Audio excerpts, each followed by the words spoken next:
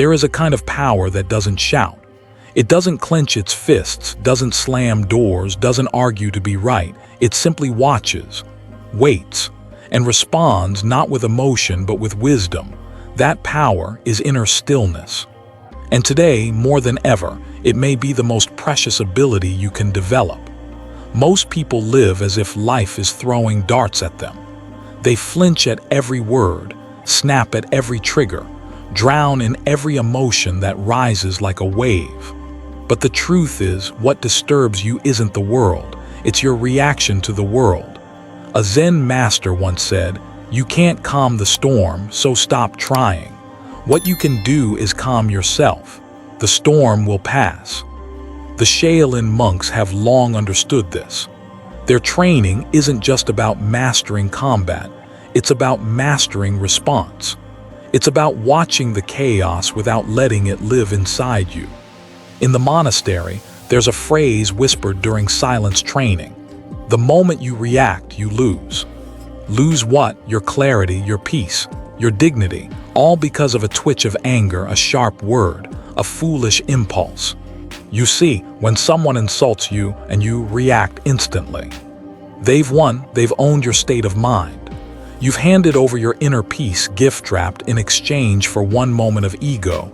But imagine if you could just pause, just for a breath, not suppress, not fake smile, but simply observe what arises inside you without rushing to feed it. That's where true strength begins. Think about it. What kind of life would you live if you were unshakable? Imagine your partner snaps at you, and instead of retaliating, you pause, breathe, and respond with calm clarity. Imagine getting bad news, not falling into despair, but watching your thoughts gently pass, like clouds in a sky that remains unchanged. That's not numbness, that's not weakness, that is mastery. The modern world tells you that reacting fast is power, but the ancient wisdom of Zen says the opposite. Do not be quick to react, be quick to observe. Because between a trigger and your reaction, there's a sacred space, and in that space lies your freedom. Let me share something personal. There was a time when I thought being strong meant having the last word. It felt good, briefly, but I always walked away feeling heavy. Over time, I realized I wasn't strong, I was just reactive, a prisoner of every emotion that passed through. But the day I began to observe before acting, something shifted. I stopped being a puppet to other people's moods. I started feeling free. And here's the beautiful paradox. The less you react, the more powerful your presence becomes. People sense your groundedness. They don't know why, but they feel it. It calms them. It commands quiet respect. Now let's go deeper. In Buddhism, there's a concept called equanimity, the ability to remain balanced no matter what happens. Not because you don't care, but because you see clearly. When your mind is reactive, it's like muddy water. Shake it and it gets worse. But if you let it sit, clarity returns on its own. The Shaolin masters practice this every day. Even during physical training, they're not just strengthening muscle, they're strengthening non-reaction. If they flinch, they lose balance. If they tense up, they lose speed. Only when the mind is still does the body move like flowing water. Now, this doesn't mean you become a doormat. Let's be clear. Choosing not to react emotionally is not the same as doing nothing. Sometimes, the wisest thing you can do is walk away. Other times, it's to speak up with calm authority. The key difference is, you're not acting out of impulse. You're acting from clarity, and that clarity is what sets you free. So the next time something irritates you, pause. Watch what your mind wants to do, but don't do it yet. Give yourself the gift of one conscious breath. Then choose, not react, choose how to respond. That 1 second may change your whole life, because peace is not found in silence. It's found in choosing stillness in the middle of noise. And when you start living from that place, you're no longer surviving life. You're mastering it, now that you've felt the power of not reacting. Let's explore the mind itself, and why most of your pain begins not in your life, but in your thoughts. Have you ever been caught in a storm of emotion, rage, sadness, fear, only to realize hours or even days later that the emotion was temporary, like a dark cloud passing across the sky? That's the illusion most of us live under. We believe our emotions define us, but Buddhism teaches something radically liberating. You are not your emotions. You are the one who observes them. Imagine sitting by a river.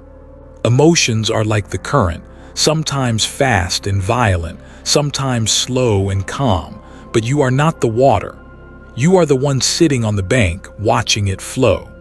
The Buddha called this the role of the observer, the silent witness behind the mind. And awakening to this truth is like waking from a dream. When a wave of anger rises, we usually say, "I'm angry." But that's not true. You are not anger. Anger is merely something that arises within your consciousness. The moment you say, "There is anger in me," rather than "I am angry," you take a step back. You regain your power. You shift from being in the storm to watching the storm from a safe distance. And in that distance, freedom begins. In Buddhist psychology, this power to observe is called sati, mindfulness. Not as a trendy concept, but as a deep, moment-to-moment awareness that sees everything clearly without getting swept away. It's like lighting a candle in a dark room. When you become aware of what you're feeling, without judgment, without attachment, you weaken its grip on you. This is the birth of wisdom. Think about it. How often do we say or do things we later regret because we identified too closely with an emotion? We lash out in anger, we withdraw in sadness, we panic in fear. But when we train ourselves to observe these emotions like clouds passing across the sky, we stop reacting and start responding. A Zen master once said, "You can't stop the waves, but you can learn to surf." Watching emotions arise and pass without clinging to them is the art of surfing the human experience. You no longer drown in sorrow or get lost in fury. You ride each feeling as it comes, fully awake, fully present, fully free. This awareness doesn't make you emotionless. It makes you wise. It gives you room to choose your response instead of being controlled by your triggers. It allows you to love without being possessive, to grieve without falling into despair, to speak firmly without being cruel. You remain rooted, steady, and unshaken. And when you realize that emotions come and go like weather patterns, but the observer within you remains constant, you tap into something timeless. That witness is not affected by praise or blame, by gain or loss, by pleasure or pain. It simply sees, and in seeing, it dissolves illusion. What would your life look like if you could live from that place of inner steadiness? If every emotion that rose up was simply noticed, acknowledged, and allowed to pass without pulling you into its drama? That's not just spiritual poetry. It's practical, powerful, and utterly transformative. There's a well-known Buddhist metaphor. The mind is like a pond. If a stone of anger drops into it, the ripples spread far and wide. But if your awareness is vast and still, even the heaviest stone causes only a faint ripple. You don't stop stones from falling. You simply expand your awareness until nothing can disturb its surface for long. So how do you cultivate that observer within? You begin with stillness, with meditation, with pausing before you speak, with labeling your feelings instead of becoming them. You practice this like a musician practices scales, over and over again. And slowly, the gap between stimulus and response begins to widen. In that gap, you reclaim your peace. Because in truth, your emotions are guests. They knock, they enter, they stay for a while, and then they leave. But you, the observer, you are the host, calm, wise, and always present. And once you understand this, something even deeper begins to unfold. Something that reveals the mind itself is not what you thought it was. Because if you are not your emotions, maybe you are not even your thoughts. Let's go deeper. There is a moment, perhaps fleeting, perhaps rare, in everyone's life when the world falls completely silent. No phones ringing, no notifications buzzing, no voices pulling your attention in different directions, just stillness. And in that moment, something strange happens. A sense of clarity emerges. Your thoughts seem to pause, your body breathes without effort, and your awareness, your true awareness, rises to the surface like a pearl from the deep. This is not weakness. This is not emptiness. This is power, real power, silent power. In the West, we are taught that power is loud, fast, and aggressive. It's the voice that dominates the room, the speed that outpaces the competition, the energy that burns brighter than the rest. But in Zen Buddhism, the greatest strength comes not from how much you do, but from how deeply you don't, from how completely you can rest in stillness while the chaos of life swirls around you. The Buddha often withdrew into silence, not because he lacked words, but because he understood that silence speaks a language deeper than noise. In his stillness, there was infinite awareness, a presence so steady, so rooted that no storm could shake it. This power, the silent power, is not reserved for monks or mystics. You already have it within you. The problem is that modern life has trained you to overlook it. Think about it. From the moment you wake up, your attention is hijacked. Your phone, your plans, your thoughts about yesterday or tomorrow. Even when you're sitting still, your mind is racing. You're not really still. You're just stationary. But true stillness, Buddhist stillness, is not about physical inactivity.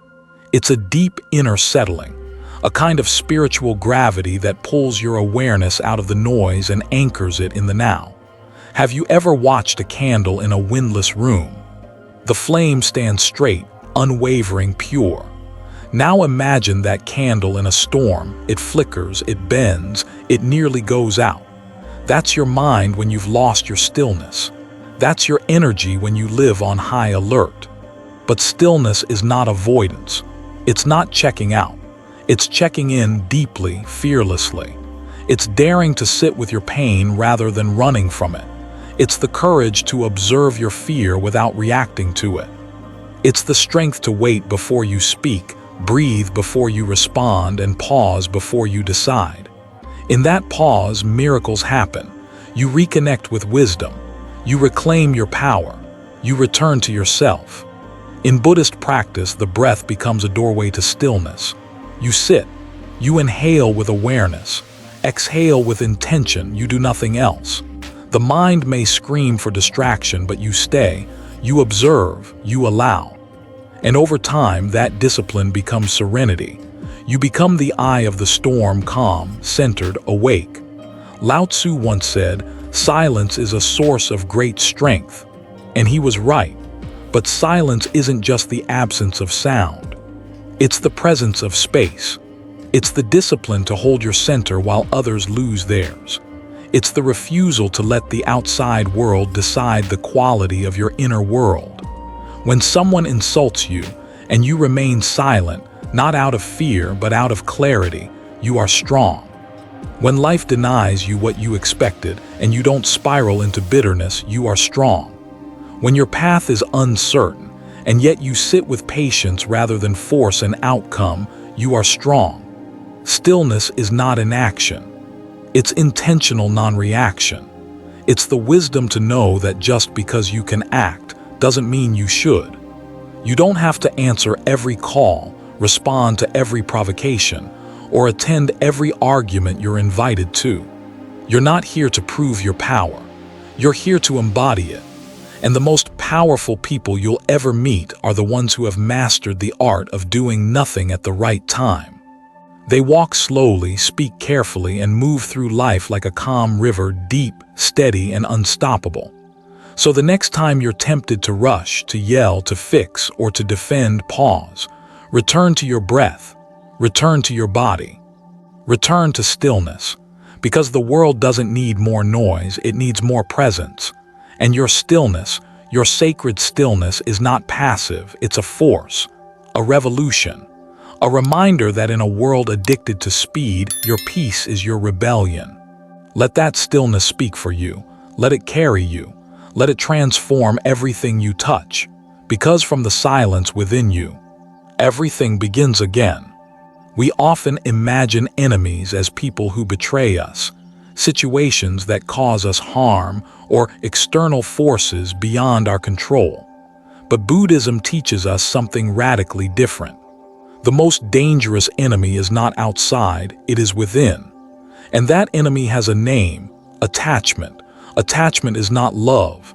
It is not care. It is not affection. Attachment is the invisible thread that binds our happiness to conditions, outcomes, and people. It whispers to us, "I can only be happy if this stays," or "I'll fall apart if that leaves." But the world is in constant flux. Nothing stays, everything changes. And so, the moment we cling, we set ourselves up for suffering. Have you ever felt devastated by someone ignoring your message? Felt your chest tighten when something didn't go your way? That's attachment. It disguises itself as normal emotion, but at its core, it's a refusal to accept impermanence. The Buddha described this clearly. Attachment is the root of suffering.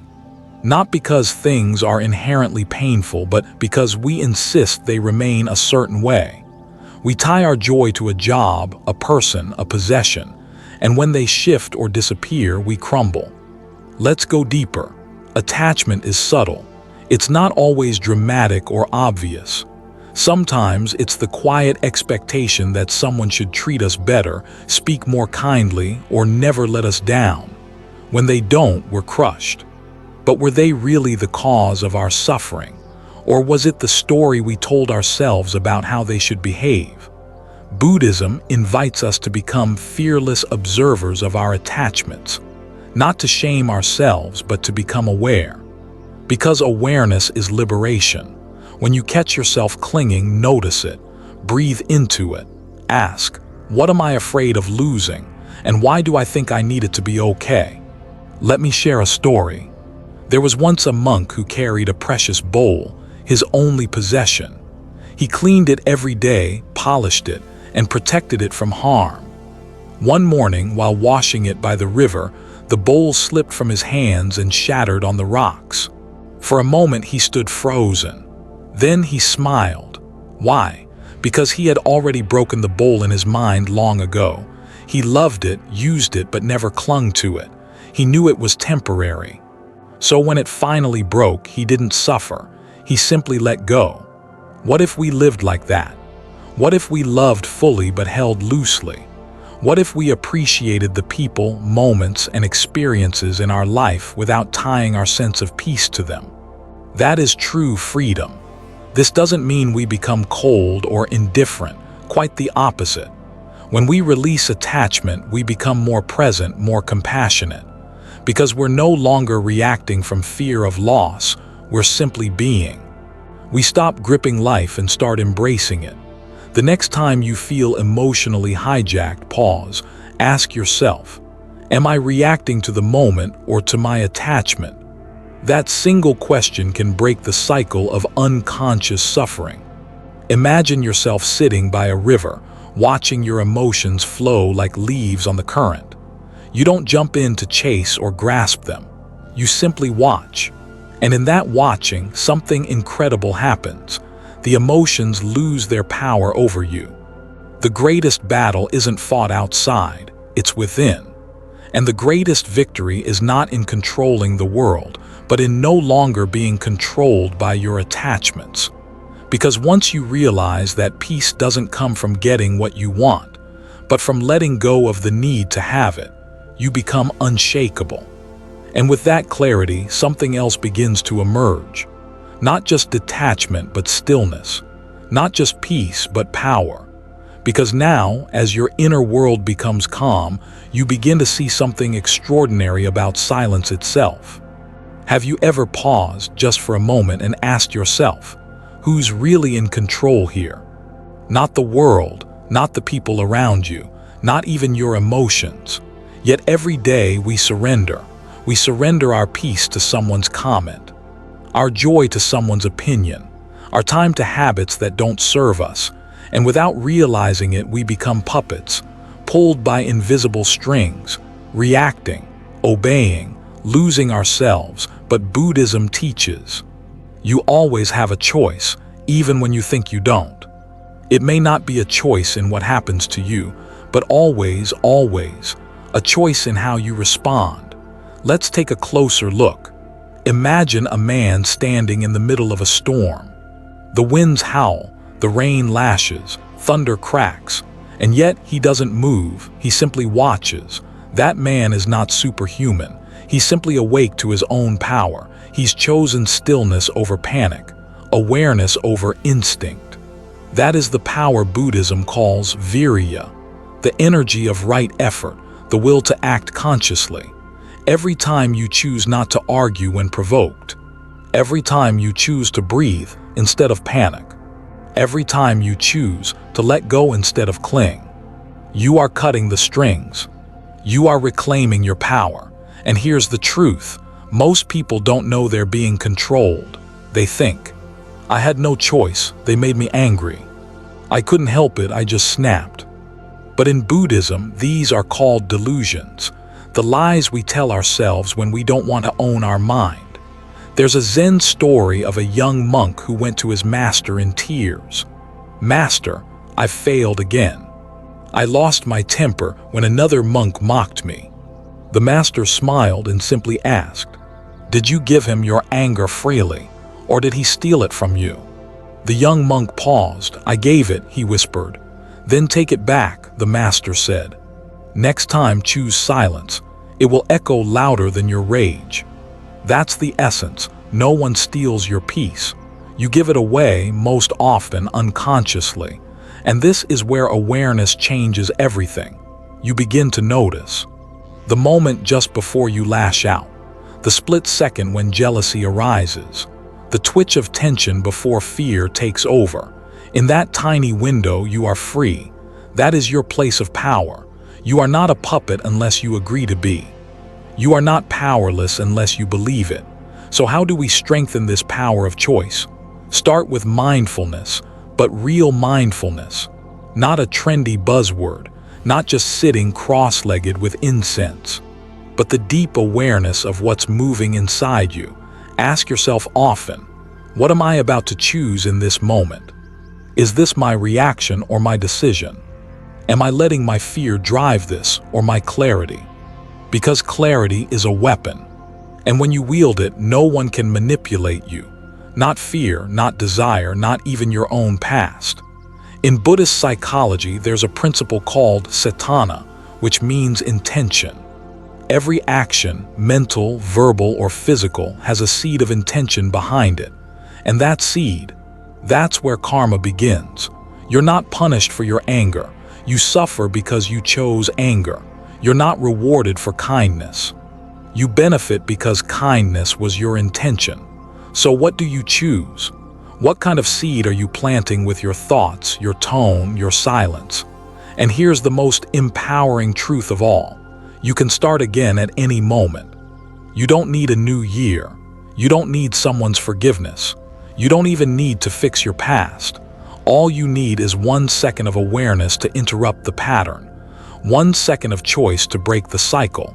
That second is always there, waiting. So next time you feel controlled, by anger, by people, by old wounds, pause, don't react, choose. Because every reaction is a chain, but every conscious choice is a key. And when you collect enough keys, you unlock something far greater than control. You unlock freedom. And in that freedom, you begin to see what's really possible. Let's walk deeper into what's been blinding us all along. The illusion we thought was our truth. The mask we mistake for our identity.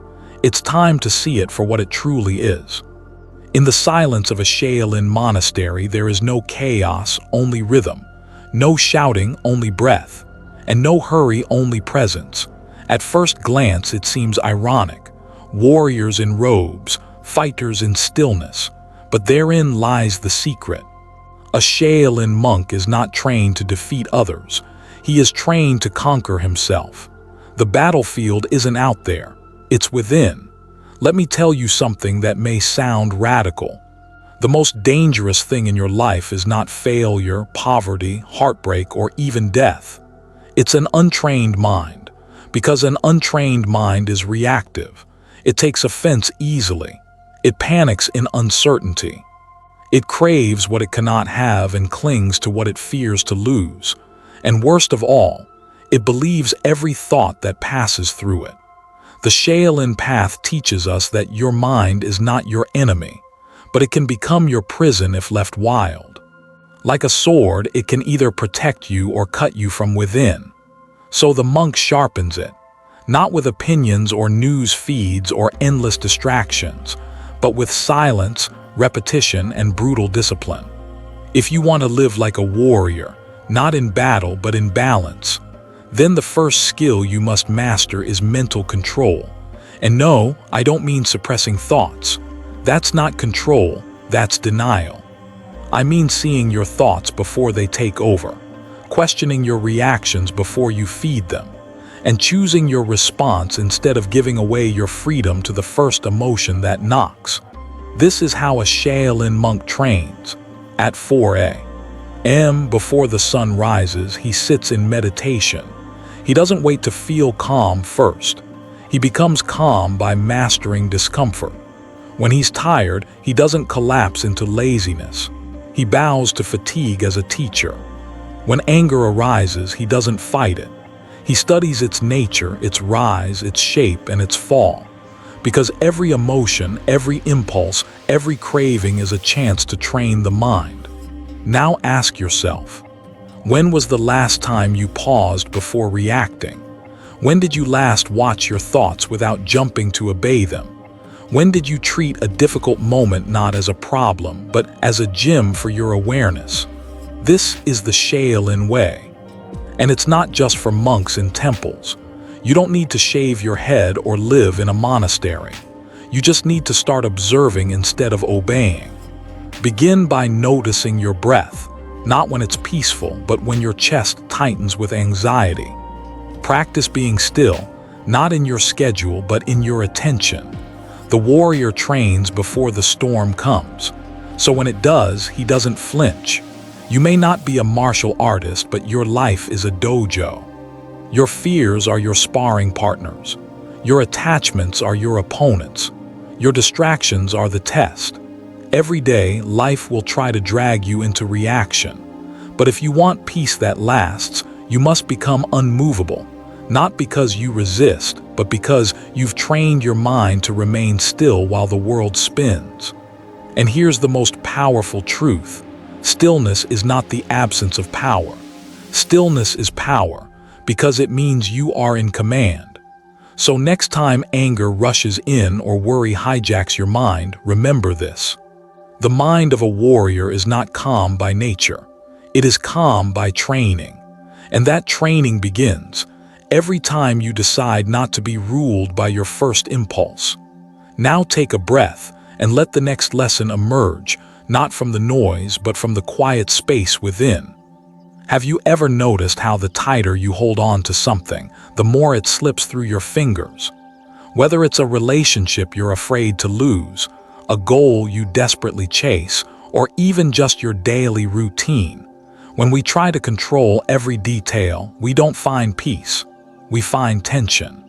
We think we're protecting ourselves, but in truth, we're building a prison of expectations and anxiety. Letting go isn't giving up. It's not defeat. It's not carelessness. Letting go is a conscious, powerful choice. A choice to trust life rather than micromanage it.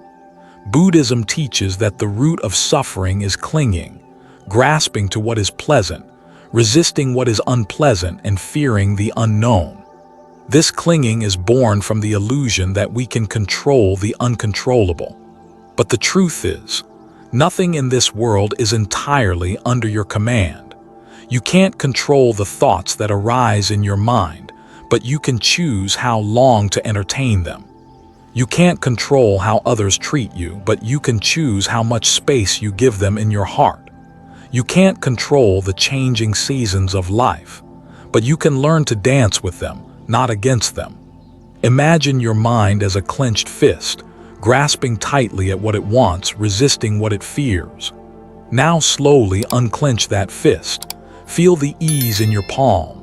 That's the feeling of surrender, not weakness but softness, a kind of power that doesn't shout but radiates. The monk Ajahn Chah once held up a glass and said, "This glass is already broken." Not because it was cracked, but because he understood that eventually it would fall, shatter, or be gone. And with that simple truth, he cherished it fully in each moment without fear of its end. That's what letting go gives us: presence. Presence without fear, love without possession, joy without demand. When we try to control others, we create resistance. When we try to control outcomes, we invite frustration. But when we let go, we open up space for wisdom to arise, for peace to settle, for truth to emerge. Think about water. It doesn't resist the shape of the cup. It doesn't argue with gravity. And yet it wears down stone. It flows around obstacles, not by force but by surrender. That's the quiet strength of letting go. But here's the paradox. Letting go doesn't mean doing nothing. It means doing what's needed fully and then releasing your grip on the results. It's action without attachment. It's effort without obsession. The Buddha called this the middle way, not clinging, not avoiding. Just walking with awareness, step by step, trusting the path under your feet. So what does this look like in real life? It means saying yes to change instead of fearing it. It means forgiving, not because they deserve it, but because you deserve peace. It means loving people as they are, not as you wish them to be. And it means recognizing that control is an illusion we use to protect ourselves from pain, while ironically causing even more of it. When you let go, you're not losing anything. You're gaining everything that truly matters: calm, clarity, and the ability to be present with life as it is. Letting go is not the end. It's the beginning of freedom, of spaciousness, of peace. And from that peace, a new power begins to rise. One that doesn't cling, doesn't grasp, but sees with deep understanding. As the breath flows in and flows out without effort, as the sun rises and sets without our control, so too can we live, without struggle, without demand, without fear. And when we truly master the art of letting go, we awaken to a deeper truth, that everything we tried so hard to control was never ours to hold in the first place. Let's keep walking this inner path, not with clenched fists but with open hands. Because just ahead there's a turning in the road, a deeper lesson, waiting to be discovered, where the stillness of surrender meets the wisdom of impermanence. Shall we continue? There's a Zen saying that cuts to the core of human suffering. The mind is like water. When it is agitated, it becomes difficult to see. But if you allow it to settle, the answer becomes clear. But how do you settle the mind when everything around you, the chaos, the noise, the demands, is pulling it in every direction? Focus. Yes, focus. Pure, undisturbed attention is no less than a weapon, a sword that cuts through the clutter of life. And here's the truth. Wherever your attention goes, your energy follows. Whatever you focus on, you feed. Whatever you ignore, you starve. That's why a person drowning in negativity is often not in a negative situation. They're just constantly focusing on everything that's going wrong. And the opposite is just as true. People who seem calm, centered, even joyful in difficult situations aren't lucky. They've trained their attention. They know where to point the sword. The Buddha understood this better than anyone. In the Satipatthana Sutta, one of the foundational teachings on mindfulness, the Buddha didn't just tell you to be present. He told you what to focus on. He gave clear instructions on training your attention on the breath, the body, the mind, and even the mental states themselves. Why? because your mind left to its own devices will run wild. It will obsess over past regrets or future worries, over gossip, fear, jealousy, anything but now. But when you choose to focus, you stop being a slave to every mental impulse. You become a master of your own mind. Let me tell you a story. There was a monk in a Zen monastery in China who trained in silence for 10 years. Every day, he swept leaves in the garden, not as a chore but as a meditation. His master once asked him, "Why do you sweep the leaves so mindfully?" The monk replied, "Because each leaf is a thought. If I don't sweep them daily, they pile up, and then I forget what the ground looks like." That is focus. That is training. And that is the difference between a cluttered life and a clear one. The modern world is the opposite of this discipline. Notifications, opinions, distractions, all fighting for a slice of your attention. Social media makes you compare. The news makes you panic. Even your own inner voice keeps reminding you of your failures. And yet, all of this only has power if you give it your attention. Buddhism teaches, you become what you think about. But to take that further, you become where your attention rests. If you want peace, place your attention on peace. If you want to be free from fear, stop feeding your fear with focus. Instead, observe it. Breathe through it. Shift your attention to something higher, something steady like your breath, your posture, or the silence behind your thoughts. Shaolin monks understand this deeply. They don't just practice physical martial arts. Their true training is in mental control. A Shaolin master once said, "The strongest warrior is not the one who defeats others, but the one who defeats distraction." Your attention is your greatest currency. Every time you focus on something, you invest a part of yourself into it. So ask yourself honestly, what are you investing in today? Resentment, envy, complaints, or presence, joy, stillness? Here's a powerful practice. Start your day by deciding what you will focus on. Not just in meditation, but in life. Will you focus on what you have or what you lack? Will you give your attention to your goals or to your problems? This small shift changes everything, because your life experience is determined not by your circumstances, but by where your mind dwells. Energy flows where attention goes, and attention is not automatic. It is a choice, one that you must make again and again, moment by moment. When you choose wisely, the world shifts, the mind quiets, and the path becomes clear. Because ultimately, the sword of focus doesn't just cut through distraction. It carves out the life you want to live, and the more precisely you wield it, the more powerful your presence becomes. Now, let's go even deeper. Let's talk about what happens when you no longer resist what is, but flow with it completely. Because beyond focus, beyond effort, there's something even greater waiting to be unlocked. There's a force in this world that doesn't shout, doesn't rush, and doesn't conquer through aggression. Yet it transforms everything. It is stillness, a quiet power that, when mastered, becomes the ultimate strength. In Buddhism, stillness is not the absence of action, but the full presence of awareness. It is not passivity, it's power without noise. And in a world that never stops moving, stillness becomes rebellion, a sacred defiance against the chaos of modern life. You see, in today's culture, motion is often mistaken for progress. If you're busy, you're important. If you're hustling, you're succeeding. But Buddhism flips this idea on its head. The Buddha didn't achieve enlightenment by chasing. He sat beneath the Bodhi tree in complete stillness, motionless in body, yet infinitely awake in mind. And that moment of total stillness unlocked a cosmic truth that motion could never reveal. We've been conditioned to believe that power is force. That influence requires action. But think of the mountain, unmoved by the wind, unshaken by the storm. Its stillness inspires awe, not weakness. The same applies to the human mind. When you're reactive, every small event controls you.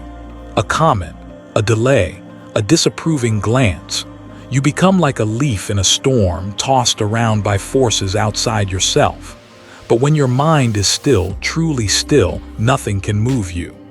You become like the calm eye of a hurricane. Everything around you may be chaotic, but you, at your core, remain undisturbed. This stillness is not a shutdown of life. It's the full embrace of life without being enslaved by it. One Zen story tells of a master who asked his student, "What is the sound of one hand clapping?" The student tried every logical explanation, but the master remained silent. Days passed. The student grew frustrated, restless. And finally, out of mental exhaustion, he sat still. He gave up trying to answer and simply listened. It was in that stillness that he understood. The point was not the answer. It was to stop seeking, stop striving, and be present in the silence. The moment of stillness was the teaching. Stillness allows space for insight, for clarity, for wisdom. In the West, we're taught to fill every silence, to speak, to act, to do. But the greatest transformations happen in the pause between breaths, in the quiet before the decision, in the still gaze that sees through illusion. Stillness is where awareness lives. Now let me be clear, stillness is not the same as being frozen or disengaged. It's not about giving up or withdrawing from life. True stillness is fully alive. It's alert. It's when the mind is calm but not dull. A still mind sees more, feels more, understands more, because it is no longer clouded by emotional turbulence. The Shaolin monks embody this perfectly.